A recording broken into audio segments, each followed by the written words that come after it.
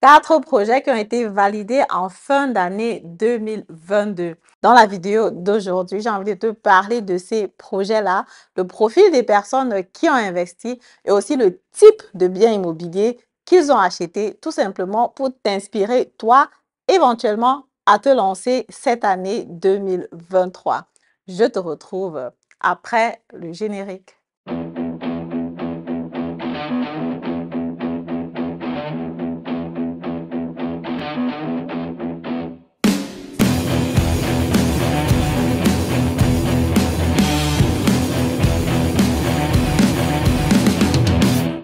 Alors, salut à toi, bonjour. Mon nom c'est Madeleine Nikedem, je suis investisseur immobilier, entrepreneur dans le domaine de l'immobilier, récemment auteur du livre Devenez millionnaire avec l'immobilier. Si le domaine de l'immobilier t'intéresse, c'est que naturellement tu es ici au bon endroit. Je t'invite tout simplement déjà à t'abonner à la chaîne, activer la cloche de notification pour ne pas rater le contenu assez soutenu que je partage sur ma chaîne régulièrement. Voilà, donc si tu veux comme ça te lancer concrètement, ce que je te conseille de faire, c'est déjà de voir si tu remplis les conditions pour acheter le bien immobilier. Si tu ne sais pas très bien comment t'y prendre, tu peux regarder mes autres vidéos ou alors tu prends une consultation gratuite. Le lien est en barre de description. En plus de la consultation gratuite, ce que je te propose naturellement, c'est déjà de pouvoir prendre la formation en ligne pour pouvoir avoir toutes les bases nécessaires pour te lancer. Et si tu veux aller plus loin, je t'accompagne très volontiers sur l'achat du bien immobilier. Je peux aussi te présenter les biens immobiliers qui se trouvent dans mon réseau pour que tu puisses acheter. Ce sont des biens immobiliers qui sont généralement très bien placés. Voilà, sans plus tarder, allons donc sur le vif du sujet. On parlait de 4 personnes dans 4 profils différents. Profil donc numéro 1, c'est un jeune garçon, je vais dire entre 35 et 40 ans, qui a décidé comme ça de se lancer sur l'achat du bien immobilier. Pourquoi? Parce qu'effectivement, il avait déjà fait plusieurs expériences négatives en Afrique, notamment au Cameroun. Malheureusement, parfois, quand on se lance sur le business au pays, il n'y a pas vraiment le suivi. Et quand il n'y a pas le suivi, c'est compliqué, quoi. Tu te retrouves en train d'investir dans un domaine et tu perds de l'argent pour rien. Quand il n'y a pas vraiment quelqu'un de confiance ou quelque chose comme ça devient un peu difficile.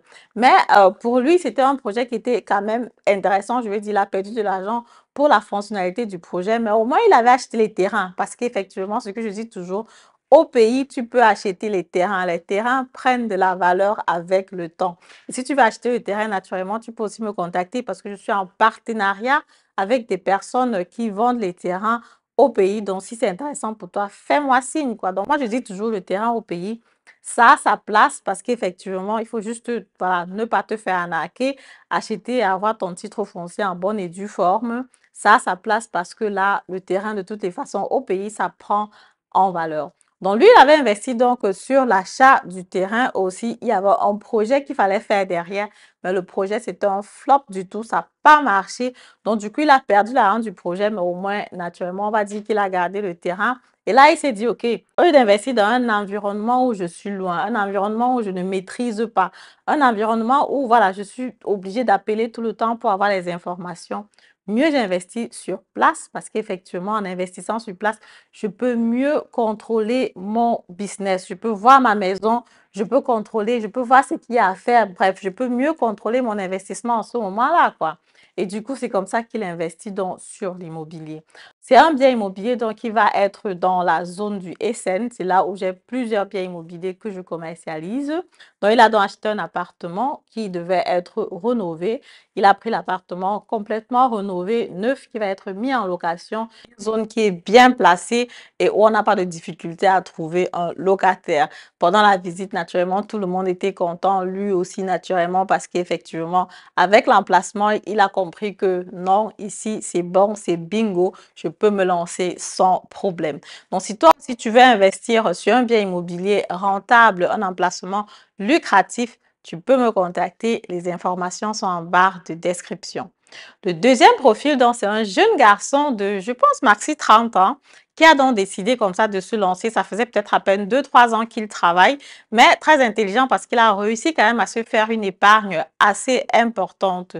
Donc, avec son épargne, il avait déjà commencé à faire voilà, quelques projets au pays, dont achat de terrain, des placements juste stratégiques comme ça. Et voilà, un peu comme c'est souvent au pays, l'achat du terrain a été déjà lieu, mais il attendait encore que le titre foncier sorte. Et pendant ce temps, il se dit, avant d'aller encore acheter un deuxième terrain au pays, alors que le titre foncier de mon premier terrain n'est pas encore sorti, mieux j'investis ici en Allemagne sur le terrain, là où je peux voir, là où je peux toucher. C'est comme ça qu'il me contacte donc pour son acquisition.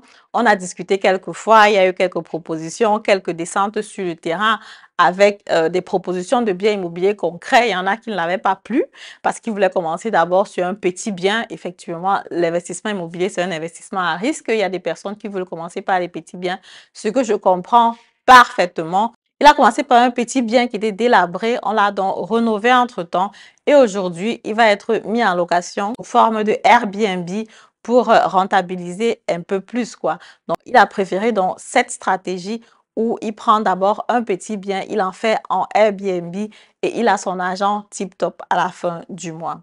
Et avec lui, ainsi qu'avec le profil précédent aussi, on est en train de discuter déjà pour la prochaine acquisition, quoi. Donc, dès qu'on finit de boucler celle-ci complètement jusqu'à ce qu'il y ait passation de biens, il y a de fortes chances qu'il y ait encore d'autres acquisitions qui se fassent en espérant que les taux d'intérêt n'augmentent pas vraiment et que l'acquisition puisse se faire sans problème. Voilà, le troisième profil donc, de la personne qui m'a contacté, c'était vraiment un couple génial, un couple vraiment surprise comme ça qui m'a contacté de par mes posts LinkedIn, je pense. Et du coup, quand ils me contactent, voilà, ça a passé, j'ai présenté le bien, c'était top, c'était intéressant pour eux. Ils ont décidé de se lancer. Au courant du processus, j'ai bien compris qu'effectivement, ils se lançaient par rapport à la future génération pour savoir, c'était des personnes qui devaient être entre 32 et 35 ans, 38 ans par là, l'homme et la femme. Et du coup, ils se sont dit, bon, jusqu'à présent, on n'a pas vraiment de biens immobiliers ici en Allemagne. On n'a rien pour nos enfants.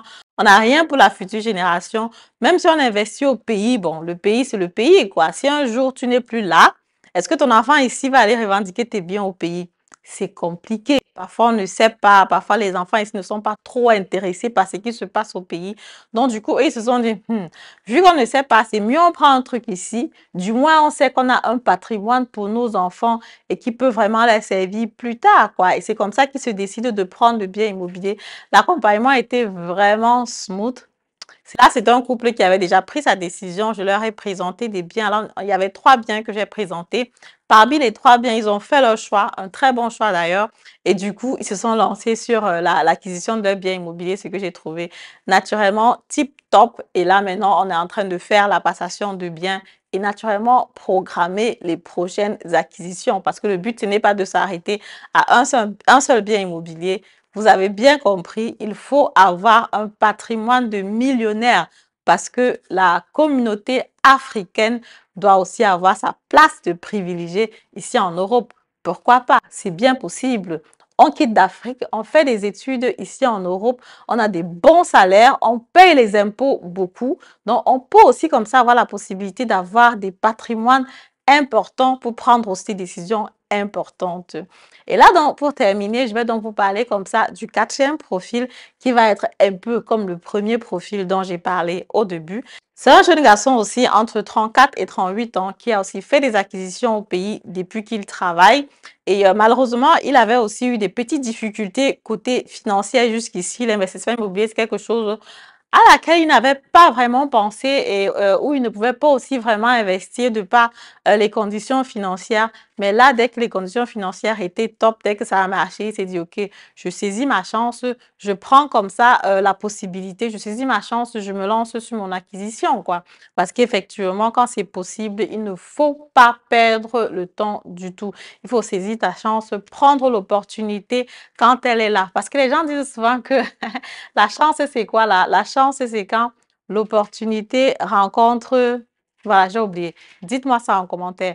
Donc, il y a des personnes qui vont, par exemple, dire que oui, tu es chanceux et tout le reste. Voilà, la chance, c'est quand l'opportunité rencontre la préparation. Quand on te dit que tu es chanceux, tu es chanceux. Il faut être préparé pour saisir ta chance parce qu'effectivement, ta chance peut venir et tu n'es même pas préparé. Donc, du coup, tu n'arrives même pas à la saisir. Donc là, il était préparé, il était prêt. Il a dit que dès que ça marche, que voilà, que je peux déjà me lancer, bang, je me lance, j'achète mon bien immobilier et je suis tranquille, quoi. Là, je sais que je m'assure déjà non seulement ma retraite à moi, celle de mes enfants, si jamais ils en ont besoin, parce qu'effectivement, là, fait que demander aux gens de travailler plus longtemps, de toutes les façons, je ne pense pas qu'il y a quelqu'un ici qui compte encore sur sa retraite, parce que si tu comptes vraiment sur ta retraite pour vivre à la retraite, tu risques d'être vraiment surpris à ta retraite. Ok, voilà, c'est donc ce que je voulais partager avec vous dans cette vidéo. Tu vois, donc il y a différents types de profils de personnes qui se lancent. Il y a des personnes qui sont jeunes, il y a des personnes qui sont plus âgées. Ce que j'ai un peu, voilà, j'ai même fait un post là-dessus sur Facebook, sur toutes mes pages. C'est donc, voilà, 2022, là où c'était un peu pas très cool, c'était juste qu'il n'y a vraiment pas de femmes seules qui se soient lancées. Donc, genre, voilà, une femme seule, quoi. Parce qu'en 2021, j'ai jusqu'à 6 femmes qui se sont lancées seules sur l'achat du bien immobilier. Les biens immobiliers, je pense, j'avais 370 000, 180 000, 220 000, 190 000, 90 000 aussi. Bref, tous les chiffres, quoi. Et c'était vraiment top aussi parce qu'elles ont acheté leur bien immobilier. Mais en 2022, je ne sais pas si c'était un taux d'intérêt ou alors si c'était juste la peur. Il y en a qui ont essayé. C'est pas que il y a pas, il y en a qui ont essayé, mais les dossiers n'ont pas marché à cause de la choufa qui n'était pas bonne, peut-être la crainte de prendre le crédit, aussi un taux d'intérêt qui était élevé. Mais cette année 2022, il n'y a vraiment pas eu de femme qui a vraiment fait son acquisition seule, quoi. Pourtant, en 2021, il y en a vraiment qui ont fait, donc celles qui vivent seules ou alors celles qui vivent en couple, mais qui ont décidé de se lancer seules parce que le partenaire, voilà, il est plus sur une acquisition, il est plus sur un investissement, par exemple, au pays, quoi. Ça arrive aussi. Et puis, voilà, ça arrive souvent aussi que la femme se lance seule et puis l'homme, par exemple, il est sur un autre projet et il travaille plutôt sur un autre projet, par exemple, au pays ou dans un autre pays. Voilà, c'est donc ce que je voulais partager avec vous. Si la vidéo vous a plu, comme d'habitude, je vous invite donc à me mettre un pouce en haut, commentez la vidéo, partagez massivement la vidéo, ne soyez pas chiche avec la vidéo et on se dit à très bientôt pour la prochaine vidéo. Au revoir.